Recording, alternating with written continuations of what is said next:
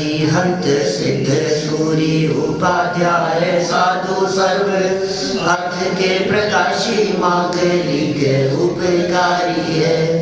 इनको स्वरूप जाने लागते वही जो भक्ति काय को नमाई स्तुति को जानी है। धन धन तीन से काज सब आज भय कर जोड़े बारे बारे वंदना हमारी है। मंगल कल्याण सुख ऐसो हम चाहते हैं। हो मेरी ऐसी दशा जैसी तुम धारी है। हो मेरी ऐसी दशा जैसी तुम धारी है। हो मेरी ऐसी दशा जैसी तुम धारी है। क्षत्र चूड़ामणि नामक ये ग्रंथ और जीवनधर कुमार वैराग्यमय 12 भावनाओं का चिंतन कर रहे हैं। आप देखिए ऐसी ठंड की सब धूज रहे हैं और ऐसे धूजते हुए काल में वैराग्य का चिंतन। और भाई जो अपने आप को देह रूप अनुभव करते हैं सच में ठंड होने लगती है। साहब कहना बहुत आसान है, ये अंदर में स्वभाव का अवलंबन नहीं होता है ना तो ऐसी दशा होती है। माने आप वर्तमान में जो हमारी स्थिति है, यदि सच में देह रूप अनुभव नहीं किया जाए और अपने आप को देह से भिन्न अनुभव किया जाए तो जिसे ठंड लगती है वो मैं नहीं हूँ। मुझे ठंड लग नहीं सकती है। अस्पर्श स्वभावी चेतन तत्व को ये ठंडी पवन कैसे स्पर्श करे बतलाओ। कल हमने चेतन और अचेतन की बात देखी थी ना, अन्यत्व भावना के अंतर्गत बात कही थी। सुतधारा होए न सीरी, बाहर जो कह रहा था सीरी कहते ही दीपे जंगल का चल जाता है वो सीरी, हे सीरी बोलते ना। सुतधारा होए न सीरी, सब स्वार्थ के हैं धीरी भाई। और फिर उसके आगे क्या कहा, जल पे ज्यों जिए तन मेला, पे भिन्न भिन्न नहीं भेला। तो प्रकट जुदे धन धामा, धन धान्य आदि सब प्रकट जुदे हैं, चौड़े स्पष्ट जुदे दिखाई दे रहे हैं। ये शरीर आपसे भिन्न है और जो भिन्न है उसके प्रति एकत्व बुद्धि, उसके प्रति ममत्व बुद्धि, उसके प्रति अपनापन, ये दुख का कारण है। और अनादि काल से ये जीव इसी वजह से दुख उठाता आ रहा है। ये सोच रहा है अरे नहीं साहब यही तो मैं हूं जो दिखाई देता है। ये इसके अंदर ही उलझा हुआ है। अभी ये सारी चर्चा ये जो आगे अशुचि भावना में आने वाली है, ये यही बातें कहने वाले हैं कि जिसके श्रृंगारों में मेरा, ये चर्चा कहने वाले हैं। सब लगा रहता है इसी इसमें लिपापोती करने में, ऊपर ऊपर से सुंदर दिखाने में, काया को चमकाने में, चमकती रहे। लेकिन कब तक है? आखिर ये चमक फीकी पड़ेगी ना। उसकी योग्यता उन पुद्गल परमाणुओं की अपनी योग्यता, माने अपना बस नहीं चलता उस पर, अपना कंट्रोल नहीं चलता है, अपना अधिकार नहीं चलता है इसके ऊपर, और चलाना चाहता है। अब बतलाओ, अपना स्वरूप कहा इन्होंने चेतन, पवित्र और नित्य। तीन शब्द दिए थे ना कल। हम कैसे हैं, मैं तो चेतन हूँ, मैं तो नित्य हूँ और मैं तो पवित्र हूँ। और देह कैसी है, अचेतन है, अपवित्र है और अनित्य है। दोनों में किसी तरह का मेल नहीं है। कोई लक्षण तो मिलते होंगे, आपके और भाभी के कुछ लक्षण तो मिलते हैं 36 में से। अरे क्या बात कर रहे हो साहब, हमारे तो सभी मिलते हैं। अरे लेकिन ये चेतन आत्मा का शरीर के साथ में कोई लक्षण नहीं मिलता। यहाँ तो जबर मिला के चलना पड़ता है, यहाँ तो मिला के चलना पड़ता है।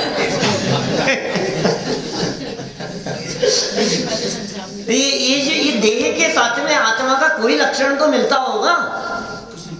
अत्यंत अभाव है, अत्यंत अभाव। दूर दूर तक कोई संबंध नहीं है, लेकिन ये संबंध मान रखा है, ये इसके तकलीफ का कारण बने बिना नहीं रहेगा। अब हम ये कह रहे हैं एक में स्पर्श और एक अस्पर्श स्वाभाविक, एक मूर्तिक और एक अमूर्तिक।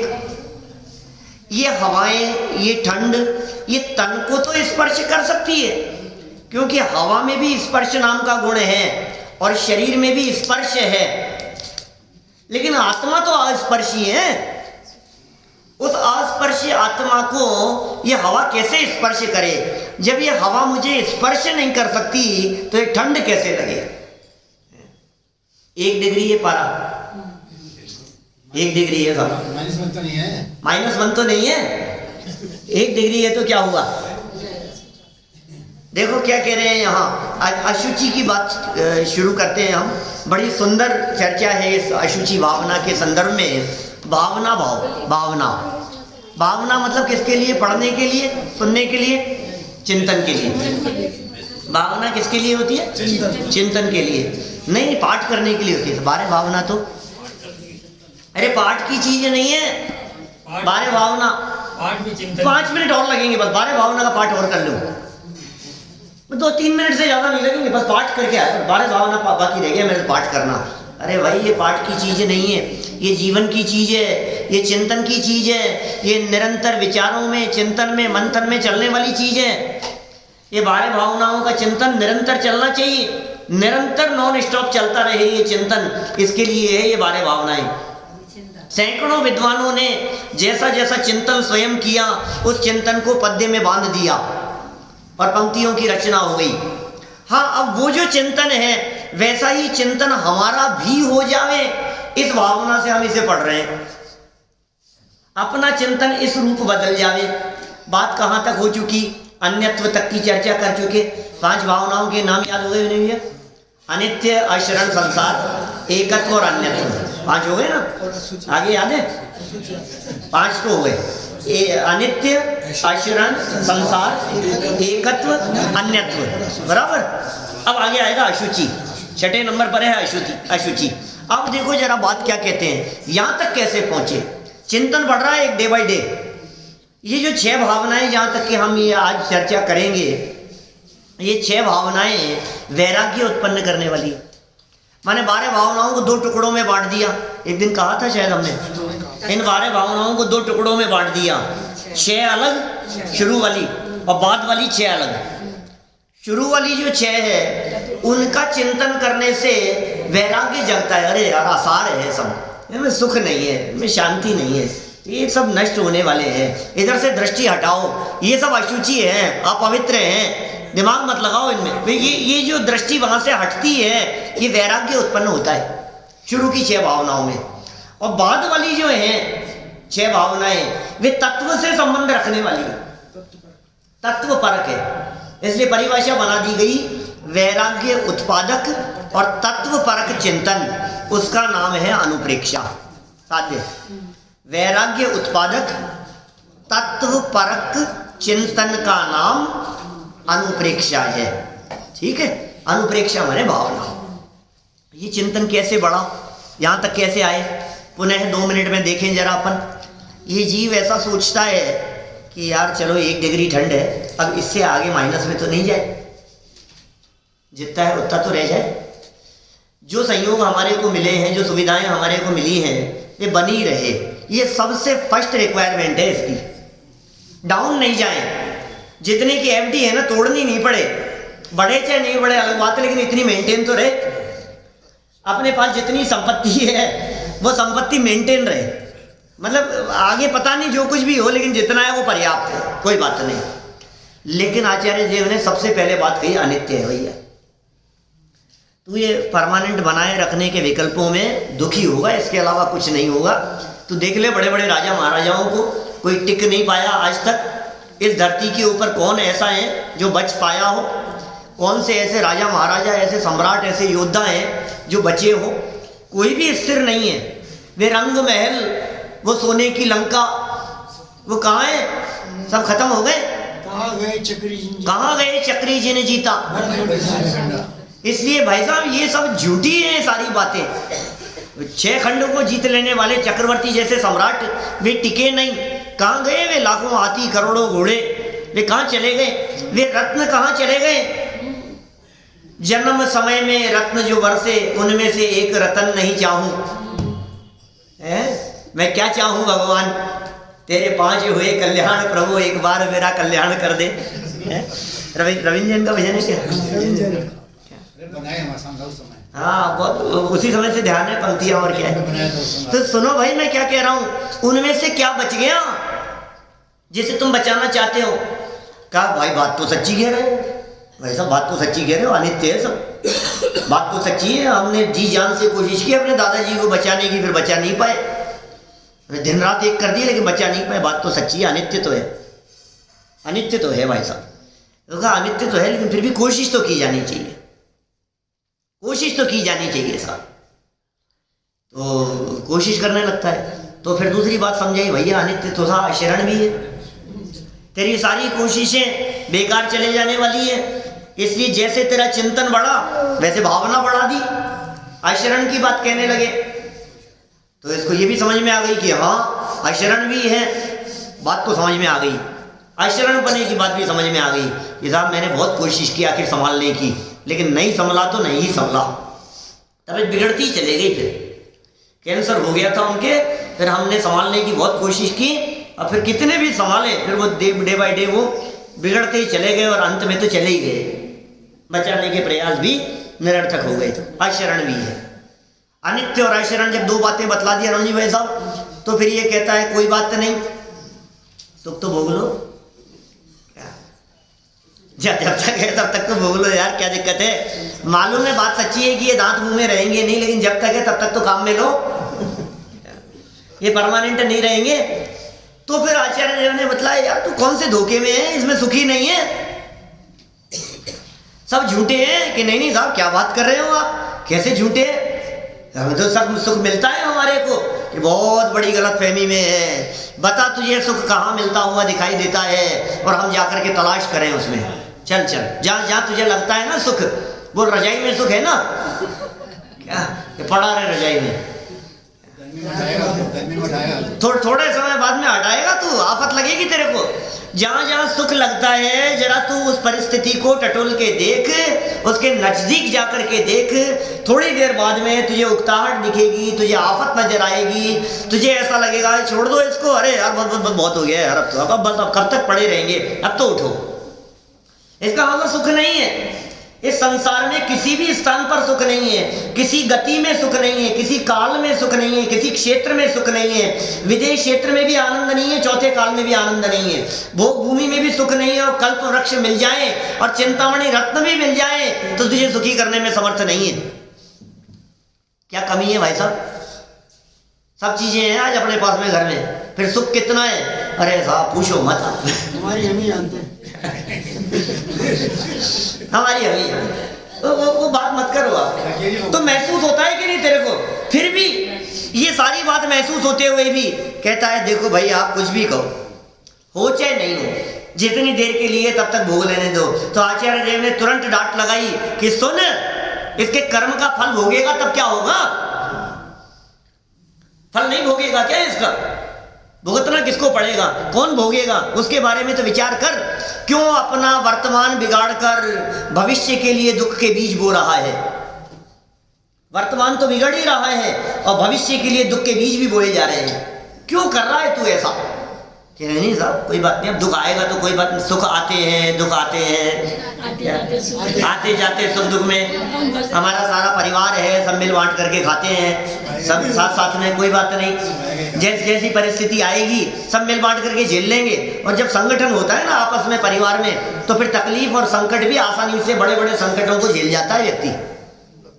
तुम अगर साथ दो तो फिर क्या बात है, बड़े बड़े संकट भी झेल लिए जाते हैं। अब सुन भाई, जैसे ये बात कही तो आचार्य देव ने तुरंत कहा अकेले अकेले भोगना पड़ता है, इस धोखे में मत रहना कि पत्नी साथ देगी मास्टर साहब।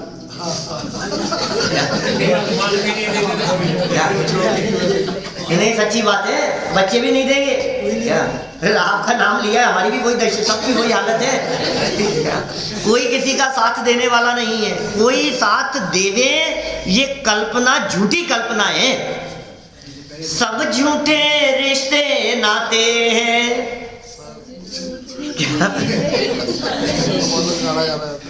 सब झूठे रिश्ते नाते हैं, सब झूठी प्रेम कहानी है, क्षण भंगुर जीवन है चेतन, इस जग की यही कहानी है, सब झूठे रिश्ते नाते हैं।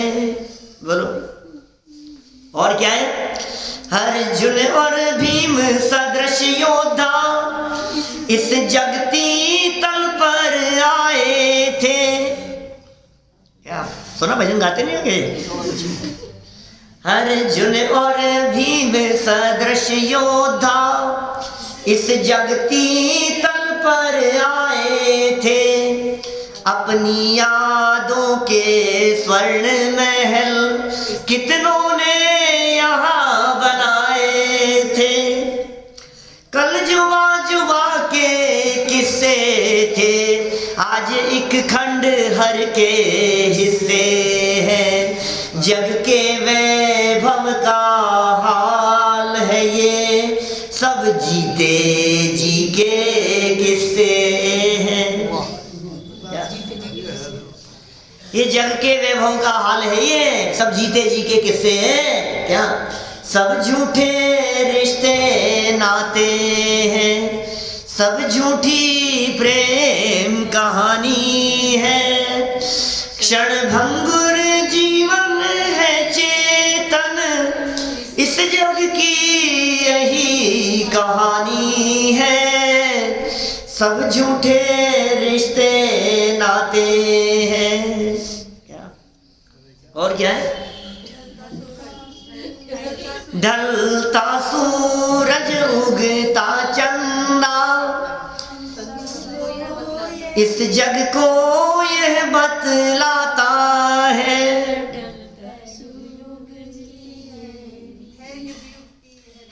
युग युग की यह रीत, यही हर आने वाला जाता है,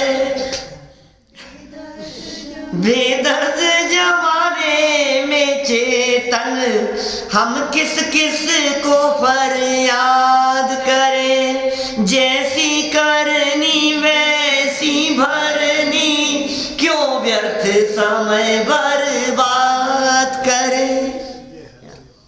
ये है क्या हकीकत बात? इतने दिन से समझा रहा था, आज समझ में आई। आज समझ में आई, अब तक नहीं समझ में आई भाई साहब। आई जब भी बढ़िया, कोई बात नहीं, जब आ जाए तब ठीक है। सब झूठी है वास्तव में, ये सारा जगत ये सब झूठा है, ये वहम है, ये सब स्वप्नवत है। ये हमें इसमें सुख दिखाई देता रहता है। यहाँ कह रहे हैं एकत्व भावना में कितनी सुंदर बात इन्होंने कह दी, अकेले अकेले ही भोगना पड़ता है, कोई तेरा साथ देने वाला नहीं है। ये साहब कोई बात नहीं, देखो तुम्हारे साथ ऐसा हो गया था, फिर उन्होंने साथ दिया था क्या? हाँ यार बात तो सही कह रहे हैं। जब तुम्हारे साथ ऐसी घटना घट गई थी तो उन्होंने मुंह नहीं मोड़ लिया था? हाँ यार ये बात भी सही है यार, सही बात। एक दिन आपके साथ में ऐसा हो गया था, ऐसी परिस्थिति बन गई थी, तब तुम्हारे वो घर वाले कहाँ चले गए थे? यार बात तो सच्ची कह रहे हो, यार बात तो सच्ची है। ये एकत्व भावना समझ में आ रही है हमारे को, लेकिन फिर भी कुछ भी कहो साहब, अपने तो अपने ही होते। तो फिर आचार्यों को इस एकत्व के तुरंत बाद अन्यत्व भावना लिखनी पड़ी। क्या कि भाई तू किसमें एकत्व किए बैठा है? तुझे क्या लग रहा है कि अपने होते हैं? जहां देह अपनी नहीं,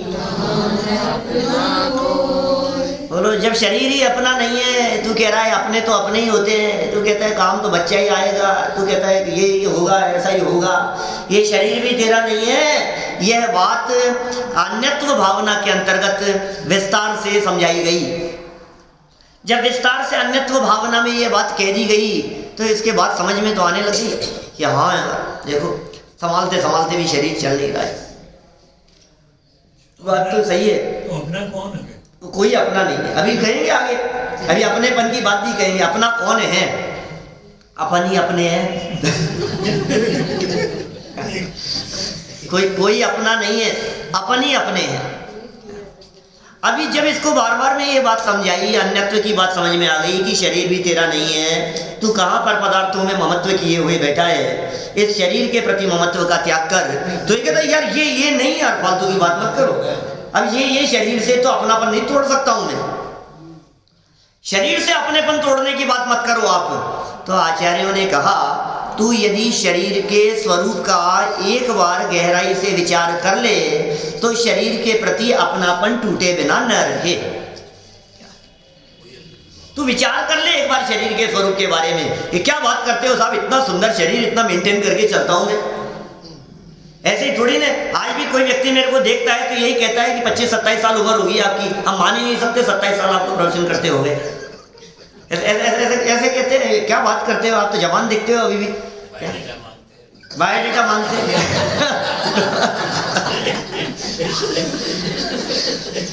काय के लिए मांगते हैं, सभा में पढ़ करके सुनाने के लिए, शादी के लिए नहीं। क्या पंडित थोड़ा सा परिचय दे देना है, सभा में सुनाना है, ऐसा करते हैं। क्या सुनाना है, क्या करना है, क्या बात करनी है।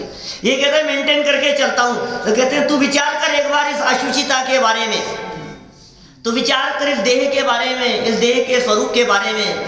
ये देह ऊपर से जैसी दिखाई देती है ये सच में ऐसी है नहीं, ये ऊपर जैसी सुंदरता दिखाई देती है, थोड़ा सा नजदीक जाकर के देखने का प्रयास करे तो सारी हकीकत सामने आ जाएगी। ज्यादा अंदर उतरने की जरूरत नहीं है। एक पंख बराबर, मक्खी का पंख जानते हैं, मक्खी का पंख कितना बारीक होता है, कितना पतला होता है, उसके उस पंख बराबर एक पतली सी परत इस चमड़ी पर से, चेहरे पर से उतर जाए तो सच्चाई यह है कि अपना चेहरा स्वयं आईने में देखना पसंद नहीं करे, घृणा हो जाए। ये है इसकी स्थिति। देखो यहाँ विचार कर रहे हैं, इसी के संदर्भ में कुछ वादीप सिंह सूरी आचार्य देव जीवनधर कुमार के हृदय में बैठकर कुछ अशुचि अनुप्रेक्षा का चिंतन निकाल करके सामने प्रस्तुत कर रहे हैं। पेज नंबर है 533 और श्लोक नंबर है 50। अशुचि अनुप्रेक्षा, अनुप्रेक्षा शब्द बार बार में ये याद दिलाता है कि अकेले पढ़ना नहीं, विचार करना, अकेले पढ़ना नहीं, चिंतन करना, सोचना, विचार करना, चिंतन करना, बार बार विचार करना इस देह के बारे में। संभालते संभालते हुए भी संभलेगी नहीं, इस बात के बारे में विचार करना, इसकी अपवित्रता के बारे में विचार करना, इसकी मलिनता के बारे में विचार करना। और फिर जब मलिनता का विचार करते करते ये जीव को थोड़ा कुछ और परिणाम आगे बढ़ेंगे तो फिर कुछ दूसरी बात कहेंगे आगे बढ़ करके, चिंतन आगे बढ़ेगा ना। अंतिम भावना है ये वैराग्य उत्पादक भावनाओं में, माने प्रारंभिक 6 में। देखिए 50 नंबर, मेध्यानामपि वस्तूनां यत् संपर्काद मेध्यता तद्गात्रं अशुचियेत् तत्किं नाल्पमल संभवम्। ओह, क्या कह रहे हैं ये? जिसके संबंध से पवित्र वस्तुएं भी अपवित्र हो जाती है। अरे ये क्या कह रहे हैं? जिसके संबंध से पवित्र वस्तुएं भी अपवित्र हो जाती हैं, कौन है ऐसा? और जो अल्प रुधिर वीर्य आदि मलों से उत्पन्न हुआ है वह शरीर क्या अपवित्र नहीं है? इसलिए यह अवश्य ही अपवित्र है। देह की अपवित्रता के संदर्भ में कह रहे हैं, इसकी मलिनता के संदर्भ में कह रहे हैं। मुझे दादा की 2 लाइनें याद आ गई बारे भावना की। इस देह के संयोग में जो वस्तु पल भर आएगी वह भी मलिन मलमूत्रमय दुर्गंधमय हो जाएगी। देह की अशुचिता के बारे में डॉक्टर वारिल जी की बारे भावना है, उनके द्वारा लिखी गई। कितनी 16 लाइनें हैं एक एक भावना में।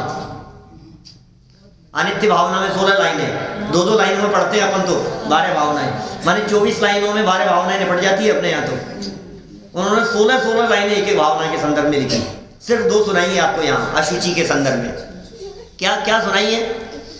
इस देह के संयोग में जो वस्तु पल भर आएगी वह भी मलिन मलमूत्रमय दुर्गंधमय हो जाएगी।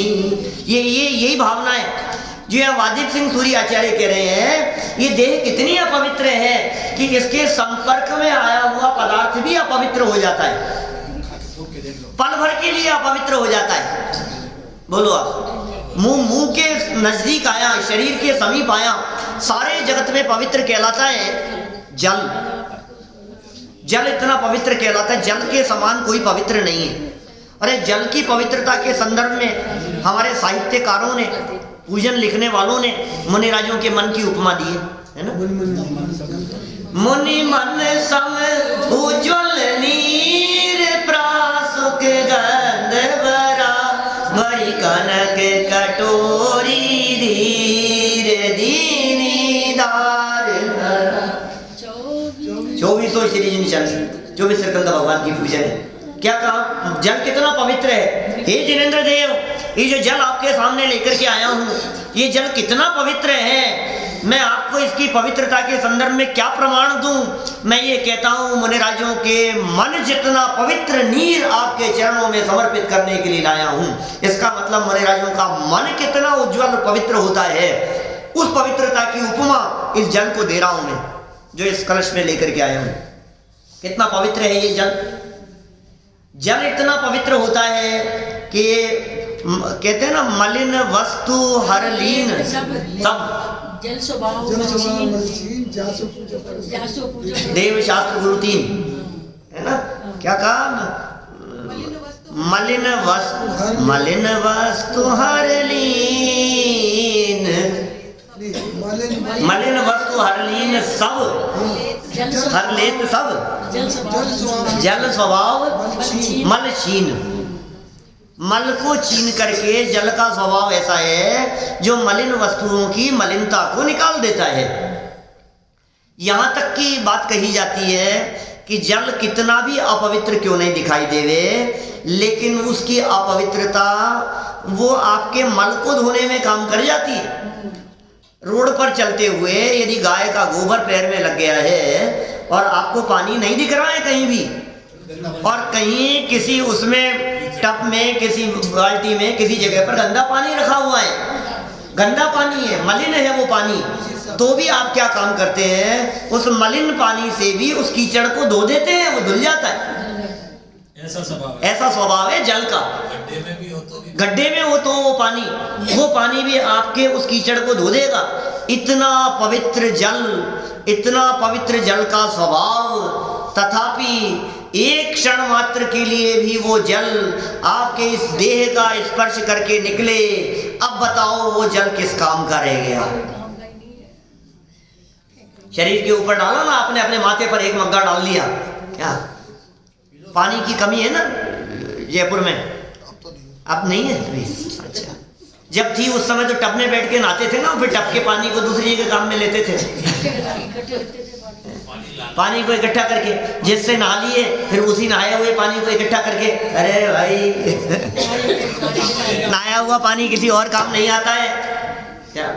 एक बार तन को स्पर्श करके निकला क्या, अब वो इतना पवित्र हो गया। बोलो आप, जबकि शरीर को सुंदर मान के आज के पहने हुए कपड़े क्या 5 मिनट पहले पहने और उसको खोलने के बाद दोबारा पहन सकते हो क्या आप? बोलो, मनियान पहना हुआ खोला आपने, दोबारा पहन सकते हो आप उसे? क्या हो गया? थोड़ी देर के लिए अंदर गया, शरीर को स्पर्श किया उसने। ये तो ऊपर की बात कर रहा हूँ, अंदर की तो बात ही नहीं की अभी तक। अंदर की बात क्या बताएं आपको? ऊपर से बात समझ में आ जाए तो ठीक है, अंदर की तो बात हाल ही खराब है। अंदर जाकर के मत देखो, भीतर या सम जगत में ओ ऐसी बात कह रहे हैं। ये बुद्धदास जी की है बारे भावना, कितने सुंदर बात की। भीतर या सम क्या कहा उन्होंने? दिपे चाम चादर मढ़ी हाड़ पिंजरा दे, और भीतर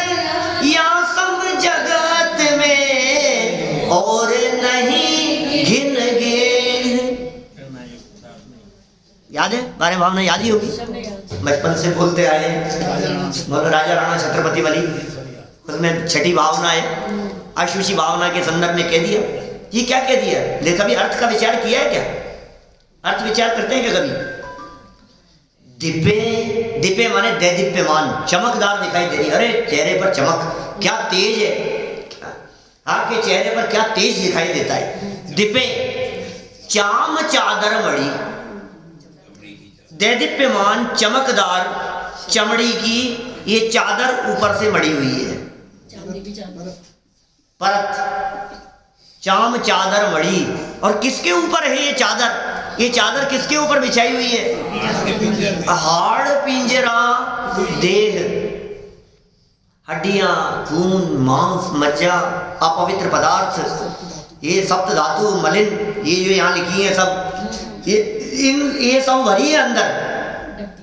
इनके ऊपर कौन सी चादर बैठी है? वर्क, चांदी का नहीं, सोने का। आप चांदी की बात कर रहे हो? सोने जैसा रंग है तेरा, चांदी जैसे बाल है। कितने कितने सुंदरता दिखाई दे रही है। सुनो सुनो सुनो, सोने जैसा रंग और चांदी जैसे बाल। उल्टा बोल दिए क्या? और चांदी जैसे बाल। अच्छा, ऐसे उल्टे कैसे होगा? सोने जैसे बाल थोड़ी ना होंगे, बाल तो चांदी जैसे दिखते हैं।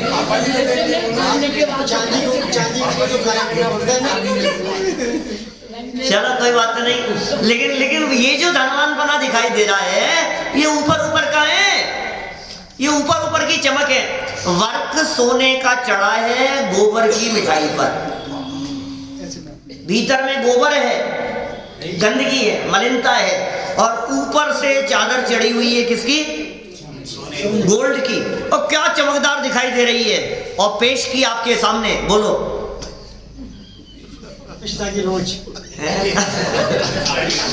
कौन पसंद करे, कौन पसंद करे? उस इस रूप के ऊपर मुग्ध होता हुआ दिखाई देता है। ये रूप सौंदर्य इसी प्रकार का है भाई साहब। दिपे चाम चादर मड़ी, हाड़ पिंजरा देह। और भीतर, ये भूधरदास जी की लाइन है, ये तो यहीं से निकली, आचार्यों की पंक्तियां यहीं से निकली।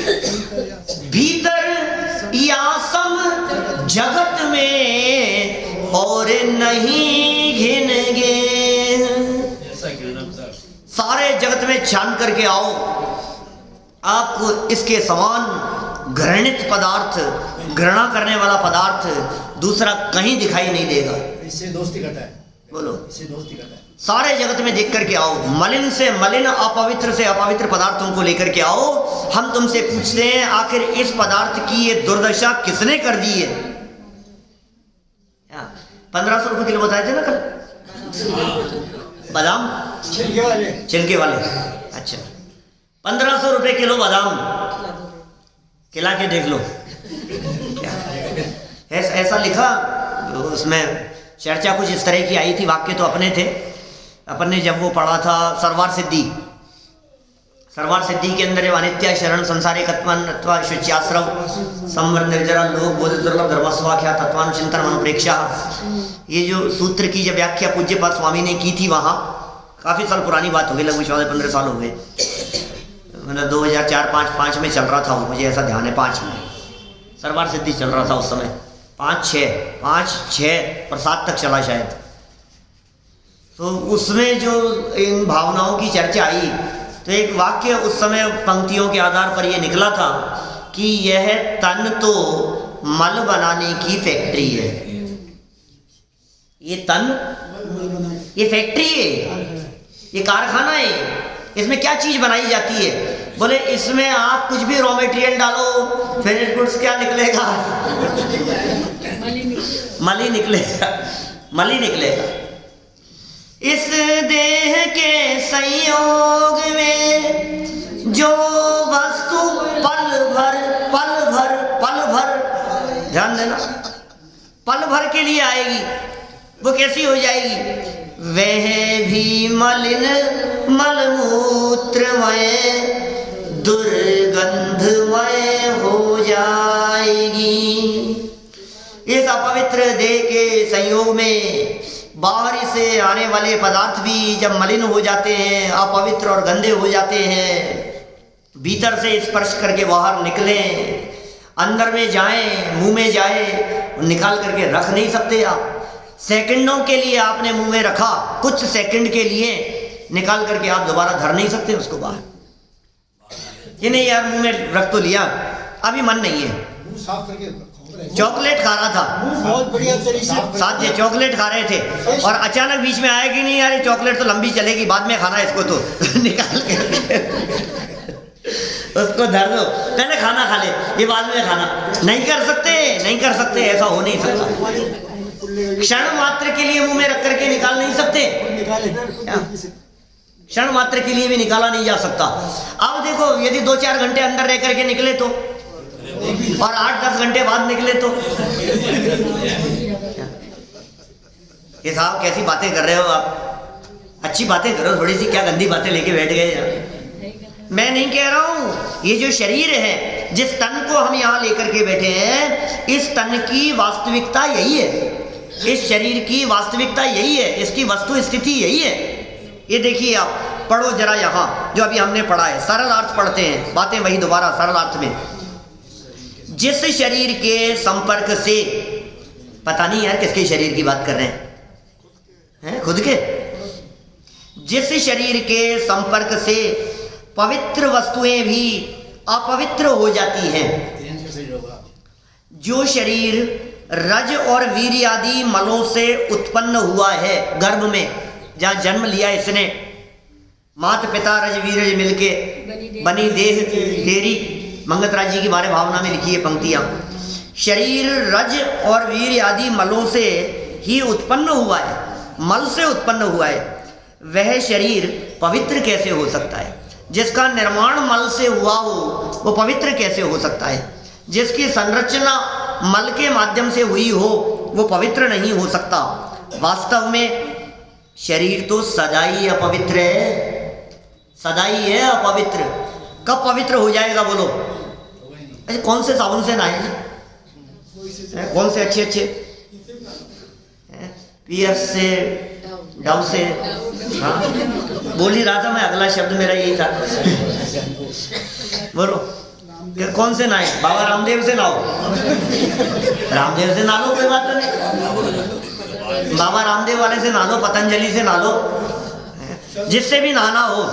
अरे साहब क्या बात कर रहे हो आप, इतने खुशबूदार साबुन से नहा करके आया हूं मैं, अब तो पवित्र हो गया ना। कितनी देर नहीं, नहाते नहाते भी अपवित्र हैं। और इसके संदर्भ में उन्होंने जो चर्चा की ध्यानत राय जी ने, वो पंक्तियां बड़ी मार्मिक। नहीं, ध्यानत राय जी की बात कर रहा हूं, ध्यानत राय जी की 10 लक्षण धर्म पूजन, जो 10 लक्षण पर्व के अवसरों पर की जाती है, उत्तम शौच धर्म का प्रकरण है क्या? और उस उत्तम शौच धर्म के लिए जो अर्घ समर्पित किया, उस अर्घ की वे लाइनें हैं। क्या लाइनें हैं? वे कहते हैं, ऊपर अमल मल भर्यो भीतर, कौन विधि घट शुचि कहे, बहु देह मैली। बस ऐसी है ये देह मैली। वो सुगुण शैली की तो बात की है क्या? ये देह कैसी मैली है, किस तरह की मलिनता है? ऊपर अमल, और ऊपर से तो अमल है, और मल भर्यो भीतर, भीतर में मल भरा हुआ है। ऐसा घट, ऐसा घड़ा गोल्ड का, उस रत्न जड़े हुए, रत्न जड़ा हुआ गोल्ड का इतना सुंदर सुंदर ये कलश है हमारे पास में। कितना पवित्र है ये साहब, बहुत पवित्र होगा, इतना सुंदर दिख रहा है कि नहीं? सुनो, भीतर में मल भरा हुआ है। बोलो घर में कहाँ रखना है? आपके बेडरूम में रख दे भाई, बाहर निकाल। क्या कर रहा है? घर में नहीं, बाहर कर इसको। अरे इतना सुंदर गोल्ड का डायमंड लगे हुए हैं इसके ऊपर, भीतर मल भरा है ना। बाहर से कितना पवित्र करें कि वो पवित्र हो जाए? बाहर से पवित्र करने से पवित्र नहीं होता। ये शब्द इन्होंने यहाँ दिए हैं भाई। यह शरीर पवित्र कैसे हो सकता है?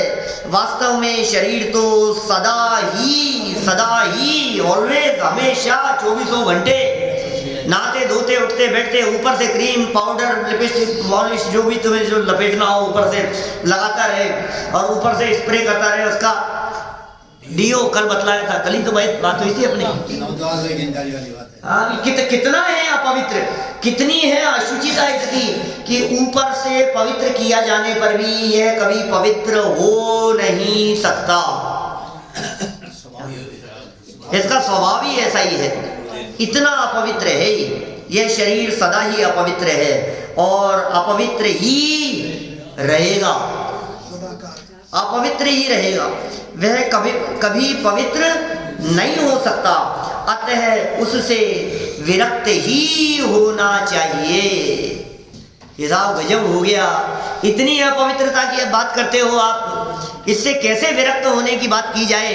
और इससे ही विरक्त हो, सारे तो छुड़वा दिया आपने, घर बार से अपनापन छुड़ाने की बात कर दी, पत्नी बच्चों की आपने दशा क्लियर कर दी, दोस्तों से संबंध तोड़ा दिया आपने, तुम्हारे चक्कर में सबसे संबंध टूट गए। अब ले दे करके बेचारा एक शरीर बचा है, इससे भी छुड़ा दो, फिर बचूंगा क्या मैं?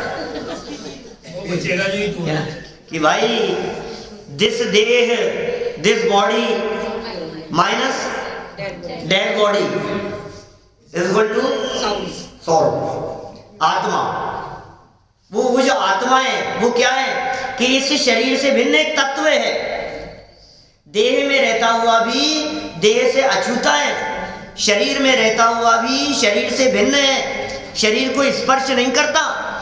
जन्म से लेकर 50 साल हो गए शरीर में रहते हुए, 45 हो गए, किसी को 40 हो गए, किसी को 10-12 हो गए, जितने भी वर्ष हुए हैं इस तन में रहते हुए, तब इतने वर्षों में भी इस शरीर को आज तक उस आत्मा ने या मैंने स्पर्श नहीं किया। इसका सबसे बड़ा प्रमाण ये है कि जब यह आत्मा या मैं इस शरीर से बाहर निकलता हूं तो लाल होकर नहीं निकलता। ये सबसे बड़ा प्रमाण है। देह की अशुचिता को मत देख। वे जो शौच धर्म का जो प्रकरण जो अभी अपन ने आधी लाइन छोड़ दी थी, उस लाइन की तरफ गौर कर। क्या कहा था, बस वो लाइनें पूरी करके अपन बात पूरी करेंगे, अगले श्लोक की चर्चा फिर करेंगे कल। देखो क्या कह रहे हैं यहाँ पर, देखो बहुत मार्मिक बात है। कहाँ से शुरू किया था? ऊपर अमल मल भर्यो भीतर, कौन विधि घट शुचि कहे, बहुदेह मैली सुगुण नहीं बदल गया, पासा बदल गया, दृष्टि बदल गई, देखने का नजरिया बदल गया। सब देह मैली है लेकिन सुगुण थैली, शौच गुण साधु लहे। अरे ये शौच और पवित्रता नाम का जो धर्म है 10 लक्षण धर्म में, ये धर्म रोजाना नहाने वालों को नहीं होता, जीवन भर नहाने का त्याग करने वालों के होता है। पवित्र पवित्र कर रहा है, अरे और घिस घिस करके नहा रहा है, आधा घंटा लगा रहा है शावर के नीचे खड़ा होकर के नहाने में, ये इससे पवित्र नहीं होता। लेकिन इसके भीतर जो एक सुगुण थैली, ये सुगुण थैली क्या चीज है? बोले अनंत गुणों का अखंड पिंड, एक आत्म तत्व जिसमें गुण भरे हैं, जिसमें धर्म और शक्तियां भरी हुई है, जो एक पावरफुल तत्व है, यह शरीर उसकी थैली है। थैली को मत देख, माल को देख। क्या हमारी स्थिति क्या है भैया?